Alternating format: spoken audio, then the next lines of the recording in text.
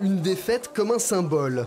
Même André Viola, président socialiste du conseil départemental et candidat sur la 3e circonscription, n'a pas réussi à inverser la tendance du premier tour. Pour celui qui a longtemps dirigé le PS et qui siège aux instances nationales du parti, il est urgent de lancer la reconstruction.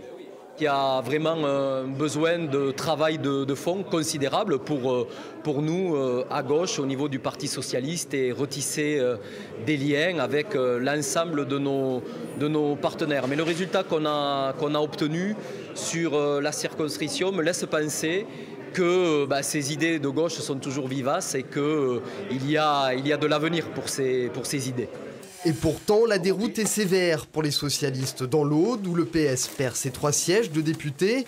En Occitanie aussi, avec seulement 3 parlementaires élus sur les 49 circonscriptions. Un parti en miettes qui doit avant tout se refonder idéologiquement et se donner une ligne politique. Une fois qu'on a des bases, j'allais dire, intellectuelles, des bases théoriques, des bases de fond, avec du concret aussi, mais qui sont solides, effectivement, après, j'allais dire, il y aura des choix à faire. Il y a ceux qui s'y reconnaîtront et qui seront là pour redémarrer. Et puis, il y a ceux qui ne s'y reconnaîtront pas. Un chantier qui s'annonce compliqué, d'autant qu'après son effondrement électoral, le Parti socialiste pourrait bien connaître une crise budgétaire. Le financement des partis politiques s'appuie largement sur les votes aux législatives.